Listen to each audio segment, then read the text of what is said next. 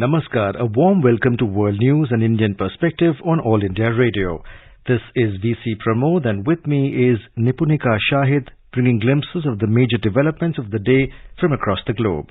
Over the next half an hour, we shall bring you the latest from the world of politics, economy, sports, entertainment and more. The headlines. Mr. Jagdeep Dhankad elected as 14th Vice President of India. U.S. Secretary of State Antony Blinken says China should not hold hostage talks on important global matters such as the climate crisis. Russia bans investors from unfriendly countries from selling shares in key energy projects and banks until the end of the year. Hiroshima remembers 77th anniversary of the atomic bombing. UN Secretary General Antonio Guterres says nuclear weapons are nonsense and they do not guarantee safety, instead only death and destruction. At least 12 people, including a top commander of a Palestinian militant group, killed by Israeli airstrikes. At the Commonwealth Games, India wins 30 medals, including 9 golds. And in men's cricket, 4th T20 international between India and the West Indies underway at Florida in the United States.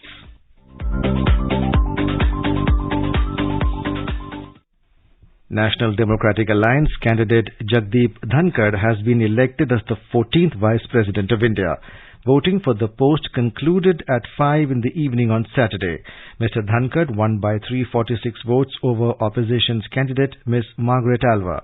Returning officer for the vice presidential election Utpal Kumar Singh made the announcement regarding results of the election during a media briefing at the Parliament House in New Delhi. Mr. Singh said out of 780 votes of members of Parliament, Mr. Jagdeep Dhankad got 528 votes, while Ms. Margaret Alva could garner 182 votes. He said 15 votes were remained invalid. The counting of votes commenced at 6 p.m. after the ballot box was opened in the presence of authorized representatives of the contesting candidates, election observers and counting officers. 725 votes were polled, which was 92.94% of the total electorate. 710 votes were found valid and 15 votes were found to be invalid. Thus, the percentage of valid votes is 97.93% vote. The Vice President is also the Chairman of the Rajya Sabha. Present Vice President of India, M. Venkaiah Naidu's term is ending on the 10th of this month. AIR correspondent has a profile of the newly elected Vice President, Jagdeep Dhankad. Born in a farmer family in Kitana village in Jhunjhunu district of Rajasthan, Jagdeep Dhankad served as an union minister in Chandrasekhar government in 1990. He served as governor of West Bengal from July 2019 to July this year. Mr. Dhankad was elected to Lok Sabha once and once to Rajasthan Legislative Assembly. He was enrolled with the Bar Council of Rajasthan as an advocate in 1979 and since 1990 he had been practicing primarily in the Supreme Court of India. He has appeared in various high courts of India. He is a former president of Rajasthan High Court Bar Association. Anupam Mishra, AR News, Delhi. President Draupadi Murmu, Prime Minister Narendra Modi, union ministers and several leaders have extended wishes to Mr. Jagdeep Dhankad on winning the vice presidential election. In a tweet, President Murmu said the nation will benefit from Mr. Dhankad's long and rich experience of public life.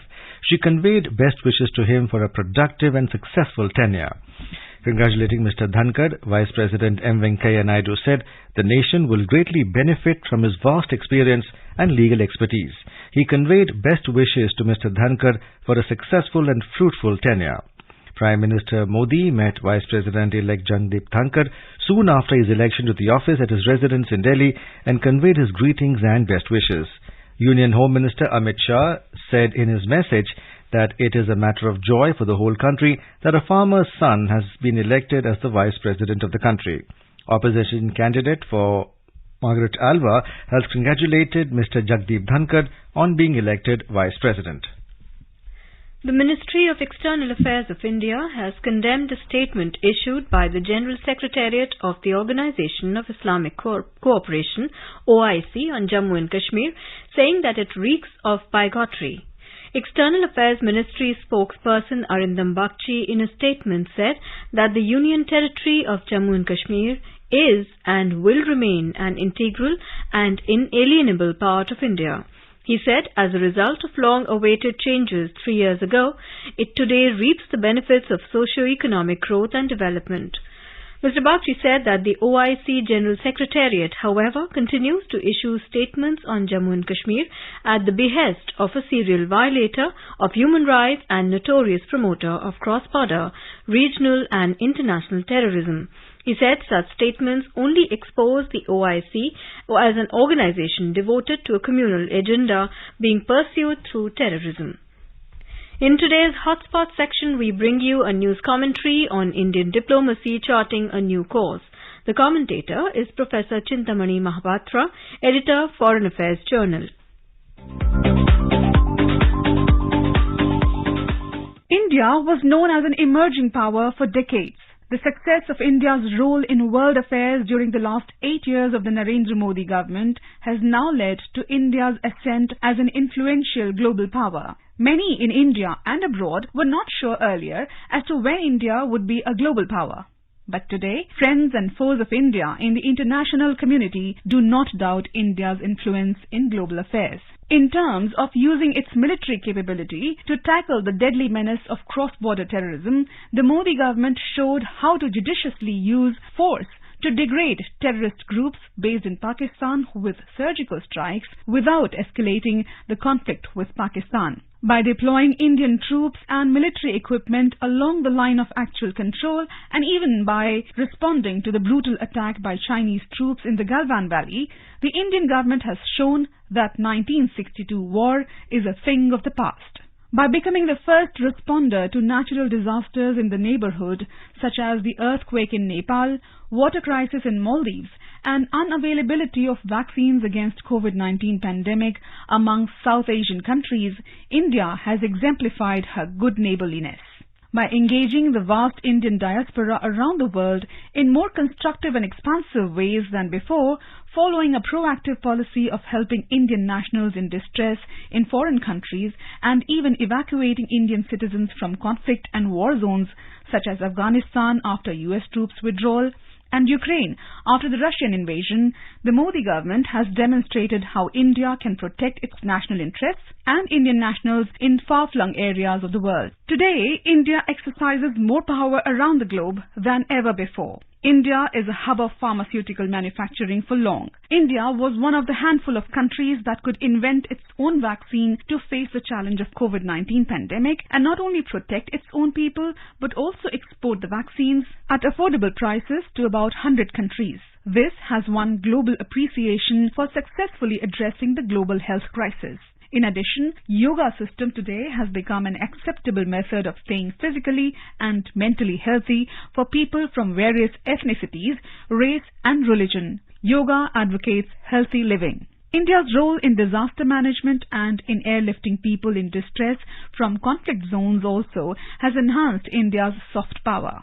India has assisted nationals of other countries as well to evacuate from places such as the crisis-hit Yemen, from where nationals of 41 countries were evacuated. India is in the forefront of fighting the climate crisis despite being a country with very low emission of greenhouse gases compared to Western developed countries and China. India's leadership role at Paris Climate Conference and Prime Minister Narendra Modi's single-minded determination to promote renewable sources of energy and India's commitment for zero emission by 2070 are clearly indicative of a new India that plays a crucial role in addressing problems of global concerns.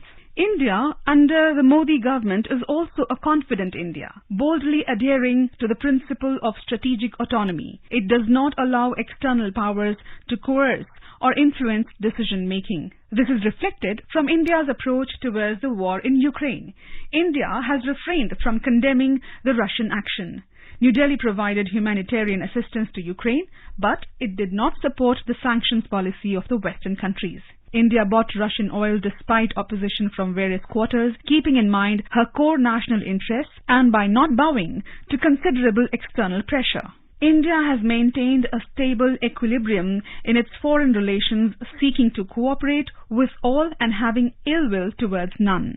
India is a member of the Quad, BRICS, G20, Shanghai Cooperation Organization or SCO, and several mini-laterals where the US, Russia and China are also members. India has stayed away from bilateral differences between US and China and Russia and the US. In a way, Indian foreign policy is a model for other countries. India is diligently working towards a peaceful and balanced global order.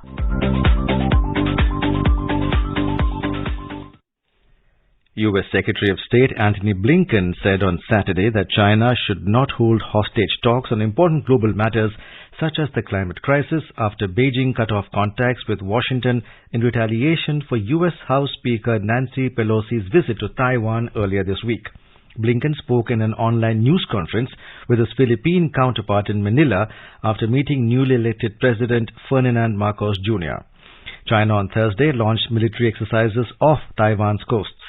China on Friday cut off contacts with the U.S. on vital issues, including military matters and crucial climate cooperation, as punishments against Pelosi's visit. Mr. Blinken said the world's largest carbon emitter is now refusing to engage on combating the climate crisis.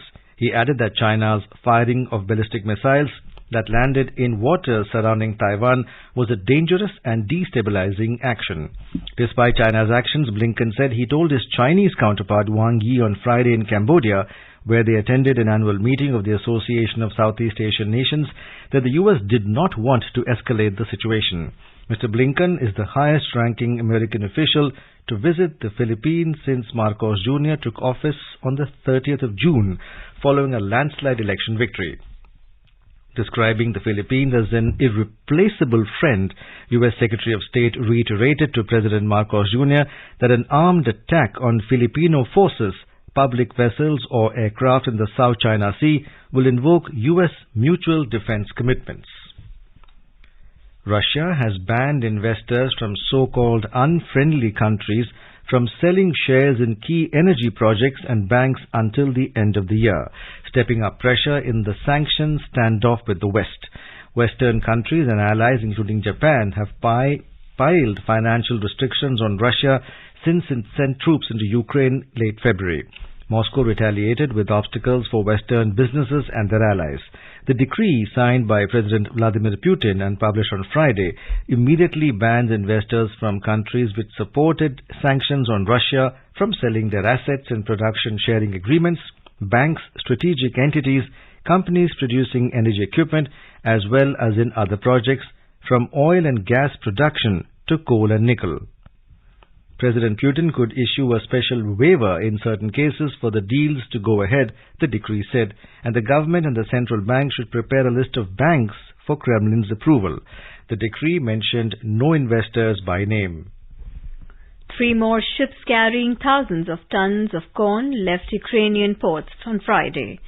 The ships were accompanied by Ukrainian pilot ships for safe passage because of explosives mines strewn in the Black Sea.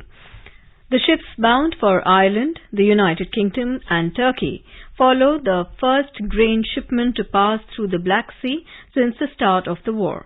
The passage of that vessel heading for Lebanon earlier this week was the first under the breakthrough deal brokered by Turkey and the United Nations with Russia and Ukraine.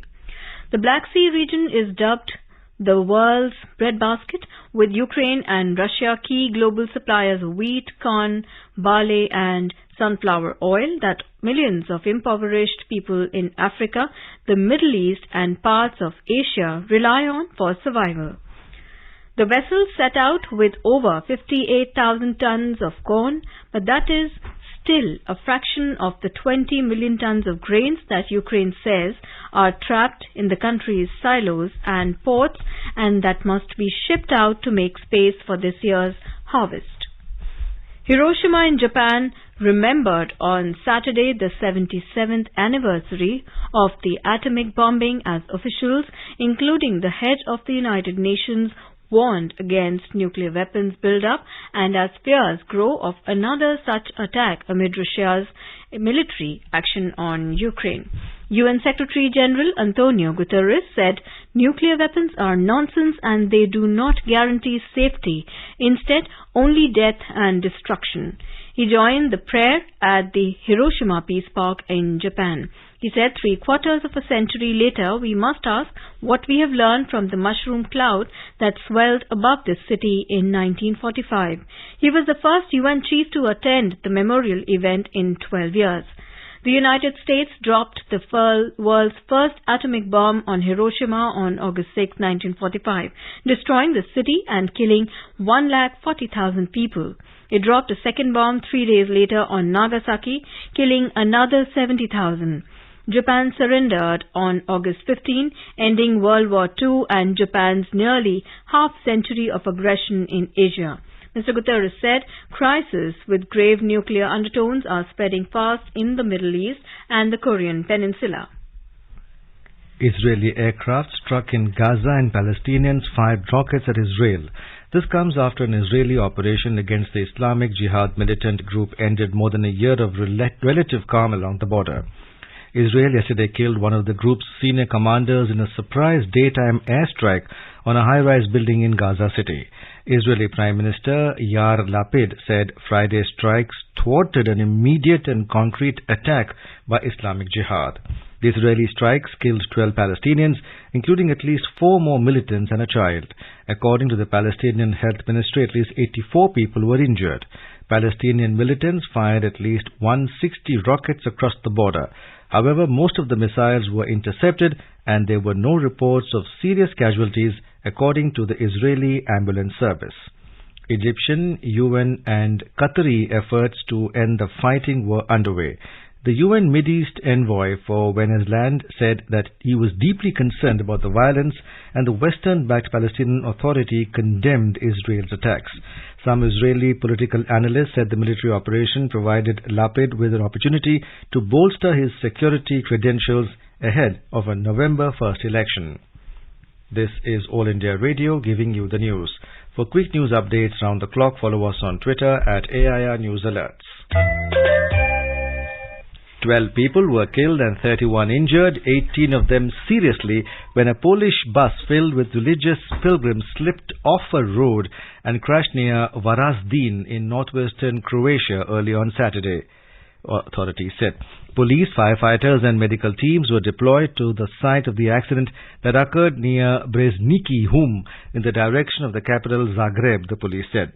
A Polish Foreign Ministry spokesman told a private broadcaster that all the victims are Polish citizens. The trip, organized by the Brotherhood of St. Joseph Catholic Group, included 3 priests and 6 nuns. They were traveling to Medjugorje, a Catholic shrine in Bosnia. The ASEAN regional grouping has said that Myanmar will not be allowed to participate in any of its meetings till it shows progress on the peace plan. ASEAN Chair Cambodia's Foreign Minister and Special Envoy on Myanmar, Prak Sokhonn, told a press conference on Saturday that Myanmar must act in a way that shows progress is made in the peace plan, reports Reuters. Earlier in the joint communique of the 55th ASEAN Foreign Ministers meeting issued on Wednesday, the regional grouping expressed its concern over the prolonged political crisis in Myanmar and execution of 4 opposition activists. The 5-point consensus of ASEAN reached on 24th April 2021 at Jakarta, Indonesia, called for immediate cessation of violence in Myanmar and constructive dialogue among all parties to seek a peaceful solution. Foreign Minister of China, Wang Yi, arrived in Dhaka on Saturday afternoon on a 2-day visit to Bangladesh. He is scheduled to call on Bangladesh Foreign Minister Dr. A.K. Abdul Momen. The visiting minister will also call on Prime Minister Sheikh Hasina on Sunday. Awami League General Secretary and Road Transport and Bridges Minister Ubaidul Qadir will host a dinner for Wang Yi on Saturday evening, reports UNB.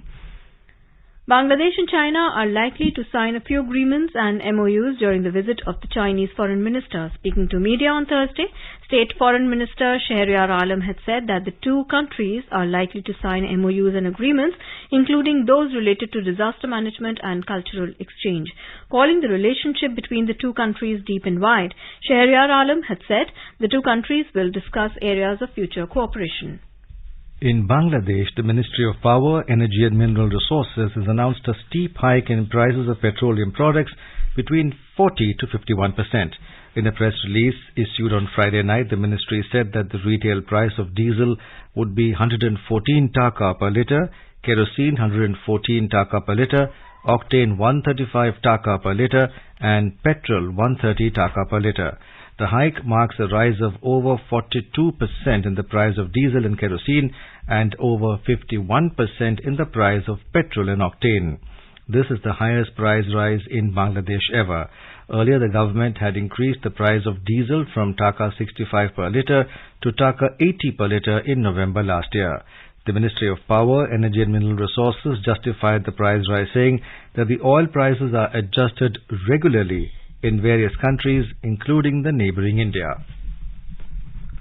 U.S. conspiracy theorist Alex Jones has been ordered to pay $49.3 million in damages after falsely claiming a 2012 school shooting was a hoax. A jury in Texas ruled the radio host must pay $45.2 million in punitive damages, in addition to $4.1 million in compensatory damages they awarded a day earlier. The 2-week defamation trial was brought by the parents of a child killed in the attack. 20 children and 6 adults were killed at Sandy Hook in Connecticut on December 14, 2012. The lawsuit was filed by Scarlett Lewis and Neil Heslin, the separated parents of 6-year-old Jesse Lewis, who died in the primary school shooting. The plaintiffs had sought $150 million. The punitive damages are meant to act as a deterrent and to stop Jones from repeating his offence. Earlier on Friday, an economist hired by the parents testified that Jones, his media brand and parent company are worth up to $270 million. The parents had sought $145.9 million in punitive damages and $150 million in compensatory damages. India will complete 75 years of its independence on 15th of this month. This year, Independence Day will take place amidst the ongoing Azadi Ka Amrit Mahotsav celebrations. In the run-up to the Independence Day celebration, All India Radio News is running a special series from today, India at 75. Today, the theme is Tricolour, History, Evolution and Significance. The Indian national flag represents national integrity and signifies hopes and aspirations of the people of India. It is the symbol of our national pride, and there is universal affection and respect and loyalty towards the national flag. It occupies a unique and special place in the emotions and psyche of the people of the country. The national flag was designed by a great freedom fighter and follower of Gandhian principles, Pingali Venkaiah. In 1921, the father of the nation, Mahatma Gandhi, gave him the task of designing the national flag. On 22nd July in 1947, the national flag was adopted. Indian national flag is made up of 3 color bands of equal width, the top being saffron, white in the middle and green at the bottom. In the center of the white band, there is a navy blue wheel with 24 spokes called Dharma Chakra. The saffron or the kesari color signifies strength and courage, while the white is a symbol of peace and purity. The green color at the bottom signifies fertility and growth. The navy blue colored Dharma Chakra depicts motion, signifying persistent efforts and progress. On 15th August 1947, the first Prime Minister of India, Jawaharlal Nehru, hoisted the national flag at the Red Fort in Delhi. The use, display and hoisting of the Indian national flag is governed by the Prevention of Insults to the National Honour Act and the Flag Code of India. The Flag Code brings together all laws, conventions, practices and instructions for the display of the national flag and governs the display of the national flag by private, public and government institutions. The Flag Code of India took effect on 26 January 2002. It was amended in December last year, with the national flag made of polyester or machine-made being now allowed. The national flag shall be rectangular in shape and it can be of any size, but the ratio of the length to the width shall be 3:2. As part of Azadi Ka Amrit Mahotsav, Prime Minister Narendra Modi launched the Har Ghar Tiranga movement and called upon the people to hoist the tricolour or display it in their homes between 13th and 15th of August. He said this movement will deepen our connect with the national flag. Last month, in his Mann Ki Baat program at All India Radio, the Prime Minister urged the countrymen to participate in Har Ghar Tiranga movement. आजादी के अमृत महोत्सव के तहत 13 से 15 अगस्त तक एक special movement हर घर तिरंगा का आयोजन किया जा रहा है। इस मूवमेंट का हिस्सा बनकर 13 से 15 अगस्त तक आप अपने घर पर तिरंगा जरूर फहराएंगे। तिरंगा हमें जोड़ता है, हमें देश के लिए कुछ करने के लिए प्रेरित करता है। मेरा एक सुझाव ये भी है, 15 अगस्त तक हम सभी अपनी सोशल मीडिया प्रोफाइल पिक्चर में तिरंगा लगा सकते हैं। And now let's listen to our special segment, Potpourri. Today is the birthday of famous Indian film director and producer Umesh Mehra. His notable films include Ali Baba or Chalis Chor, 1980, Soni Mahiwal, 1984, and Vardi, 1989. He directed Akshay Kumar in 3 films in the Khiladi series.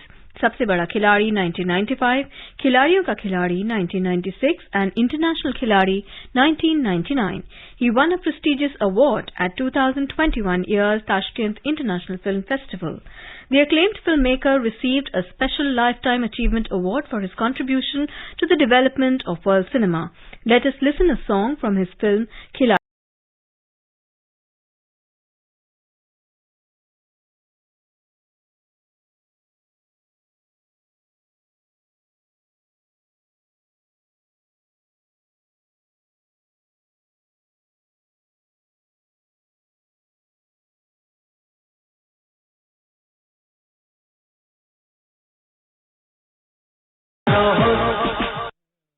In 1998, Umesh Mehra directed the veteran actor Dilip Kumar in Killa, which was Kumar's last film. Mehra's last film as director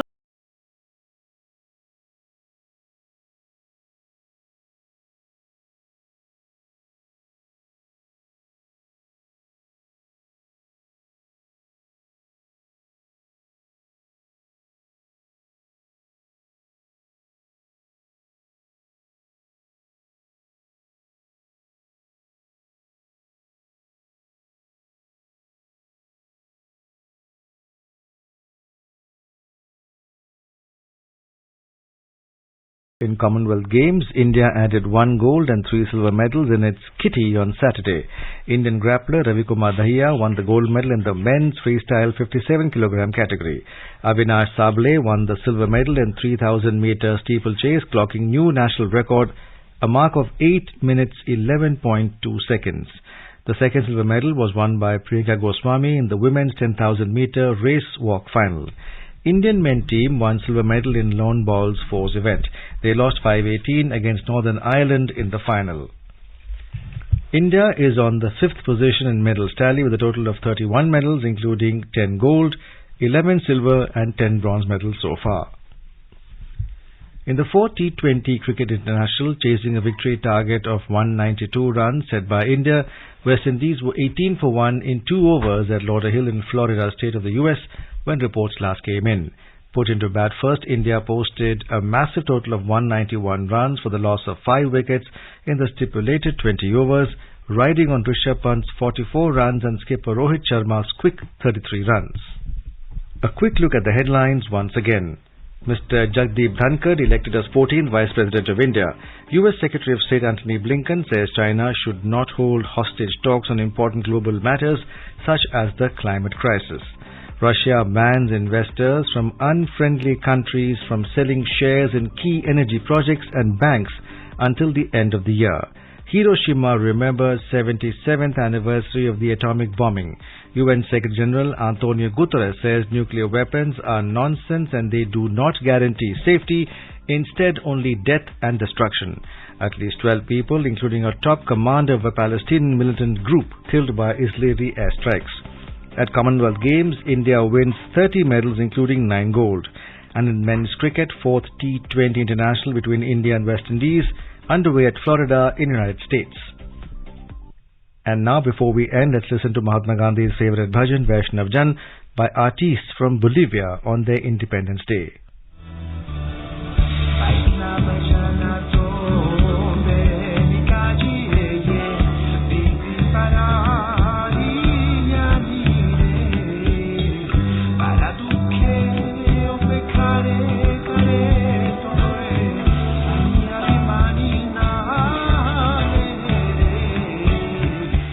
And with that, we end this bulletin. We'll be back at the same time tomorrow with the next edition of World News.